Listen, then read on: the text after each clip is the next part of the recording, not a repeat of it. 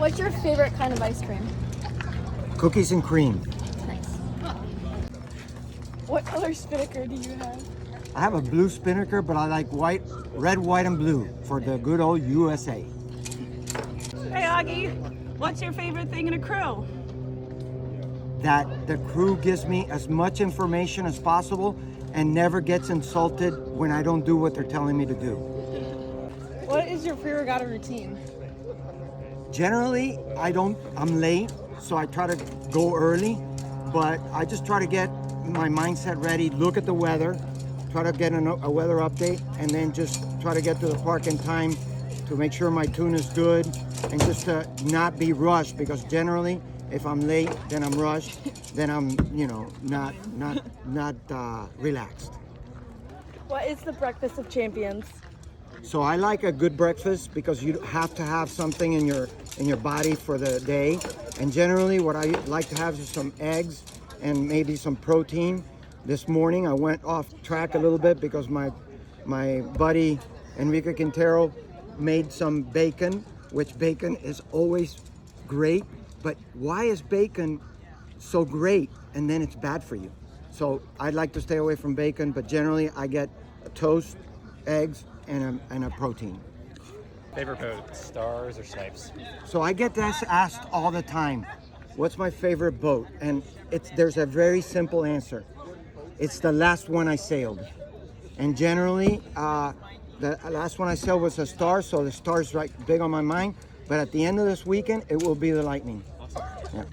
What question would you have I would have an answer to? You seem to sail with light women. How do you make the boat go so fast in the big breeze?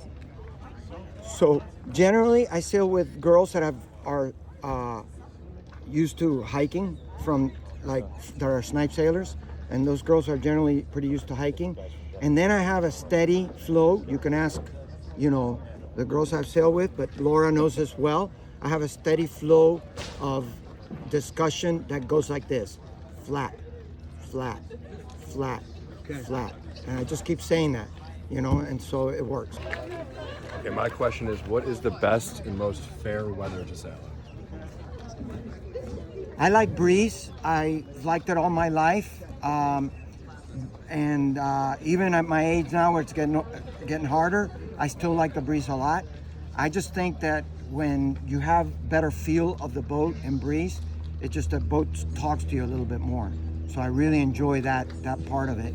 And so I would say breeze on. What's your favorite place to sail?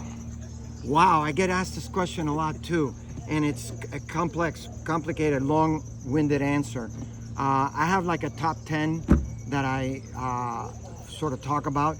Italy sports 3 of those places: Garda, Lake Talamoni, and of course Sardinia is spectacular.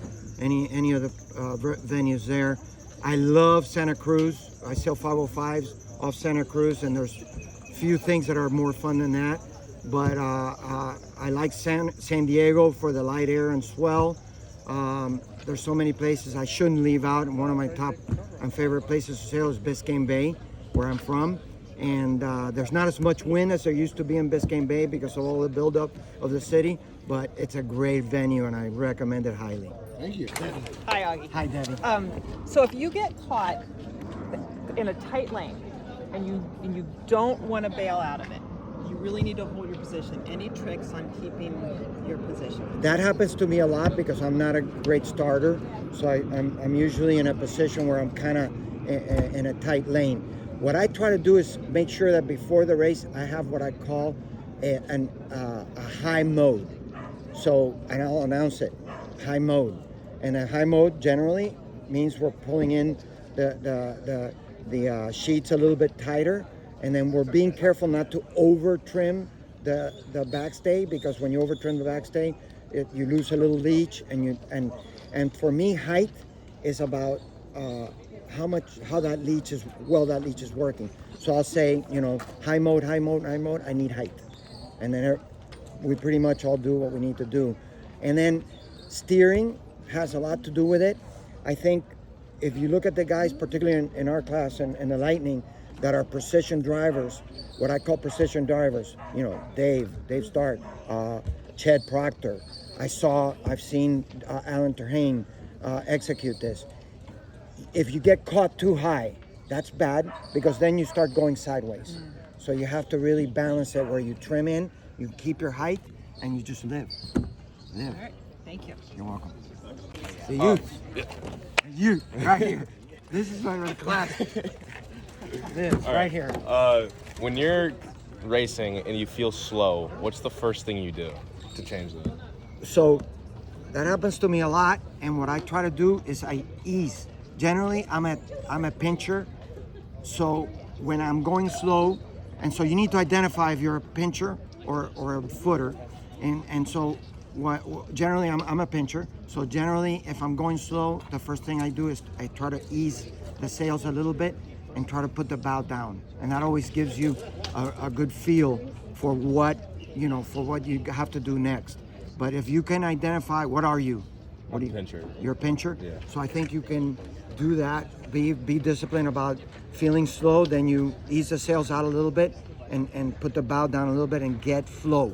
And because the biggest problem for pinchers like us, like you and I, is that you lose flow on the blades, and not only the blades in the water, but also on your foils up above. And sailing is all about flow. It's like flying. And what if you're going downwind? What do you do? So I have that problem too.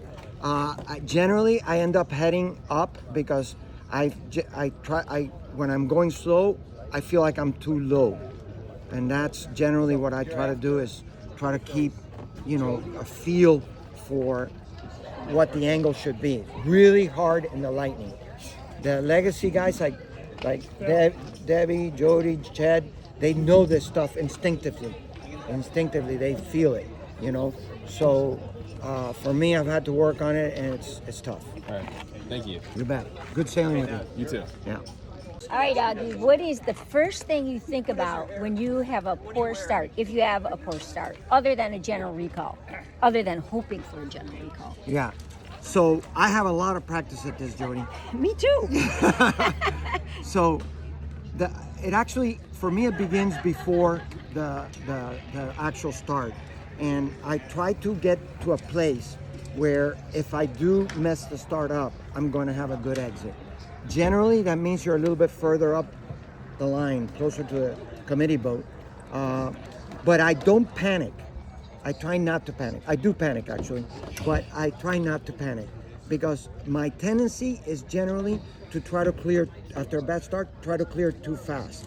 And sometimes, I use the verbiage with my team. Sometimes, I use the word verbiage. We need to live here until it clears out. And if you wait just 30, 45 seconds and you're in bad air, you're hurting, but you allow things to clear out a little bit behind you, then it gets a lot easier, I think, to clear. It's harder in the Lightning than in other classes because in the Lightning, we sail tighter. There's a lot of good people, and you end up having less of an opportunity to clear yourself. Augie, I'm not sure if you've heard, but we're starting a U32 initiative to get more post-collegiate sailors, younger, into the Lightning class. So how do you think what's your advice for encouraging more people to join the Lightning class?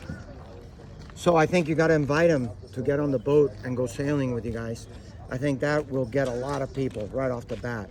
I think this issue of being able to go fast in a Lightning is very critical, and I think you got to leverage, the class stalwarts like Ched, like David, like Jody, like Tommy Stark, and really make it so that when people come into the class, they get received like I was, and it's hard because it takes time, it takes a commitment, and I think we can do it. The class can do it.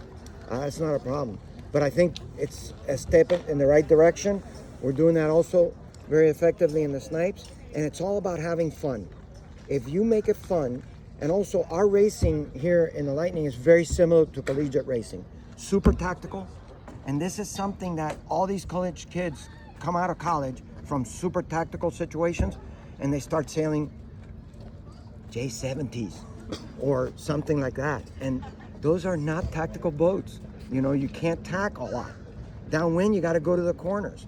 The secret to, I think, our class and the way we have a lot of fun is how tactical it is, and that's, in the end, it's fun. It's fun. It's like playing chess and lifting weights at the same time. Hi, Augie. Hey, Christine. How are you? Great. What advice do you have for a team who is just starting out together, just starting to sail together, and maybe have not sailed together before? Yeah. Well, communication is key, and having, discussion before you get on the boat as to who's going. I use a lot of mental visualization exercises, and I do that, on the fly. I did that when I was in high school. I thought it was daydreaming, but it wasn't daydreaming. I was actually practicing in my mind. But really, communication before you jump in the boat, I think, is super important. And I've gone as far as, and Laura can tell you this, as setting up in a living room where you have 2 benches and like simulate a cockpit, and you walk through your maneuvers, because the Lightning is pretty tricky in terms of your maneuvers. So you got to get those down. So that's what I would recommend doing, is a lot of communication and a lot of mental visualization prior to getting on the boat. And then, of course, sailing as much as you can together. That's always key. Thank you. You're welcome, Christine. Augie, Hey, David.